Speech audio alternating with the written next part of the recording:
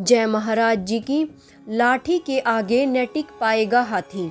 गुरु महाराज जी की कृपा से मेरे जीवन का यह नियम है कि मैं हर दिन आश्रम माथा टेकने अवश्य जाती हूँ। अगर समय होता है तो मैं साधना भी कर लेती हूँ। एक दिवस जब मैं आश्रम में पहुँची तो रात्रि के 8 बज चुके थे। अंतरात्मा ने कहा, चलो कमलेश, थोड़ी देर साधना ही कर लो। इस विचार के आते ही मैं ज्ञान मुद्रा में बैठ गई और अपनी आंखों को मूंद ध्यान लगाने लगी। न जाने क्यों, पर उस समय मन के भीतर एक विचार उठा, अरे इस समय यहाँ तो कोई भी उपस्थित नहीं है, क्या तुम्हें यहाँ अकेले बैठने में भय नहीं लग रहा है? मन के इस विचार को एक ओर कर मैं अंतरात्मा के दिखाए मार्ग पर ही अड़िग रही। श्वास श्वास सुमिरन करते हुए अपने ध्यान को एकाग्र करने के प्रयास में जुटी रही। गुरुदेव की कृपा से कुछ ही क्षणों में मेरा गहरा ध्यान लग गया और मुझे एक दिव्य दृश्य अपने अंतर जगत में दिखाई देने लगा।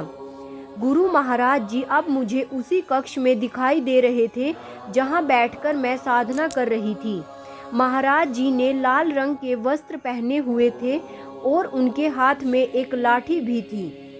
लाठी सहारे के लिए नहीं बल्कि दूसरों का सहारा बनने के लिए थी, अर्थात हम शिष्यों की रक्षा के लिए गुरुदेव ने उसे धारण किया हुआ था। तभी मुझे वहां बांस का एक मोढ़ा दिखाई दिया। महाराज जी आकर उसी मोढ़े पर बैठ गए और फिर बड़े ही स्नेह से मेरी ओर देखने लगे। अंतरात्मा से उस समय यही स्वर उठ रहे थे, देखो स्वयं गुरु महाराज जी यहाँ विराजमान है, फिर तुम्हें भय कैसा? सतगुरु की लाठी के आगे न टिक पाएगा मुसीबतों का हाथी। करुणा में गुरुदेव की उस प्यारी सी मुस्कान से मैं पूरी तरह से निर्भीक हो चुकी थी। मैं अपने गुरुदेव का संग पाकर बहुत प्रसन्न थी। गुरुदेव के संरक्षण से मैंने उस दिन अच्छे से अपनी साधना को पूरा किया। कमलेश, सिकंदरा, उत्तर प्रदेश। जय महाराज जी की।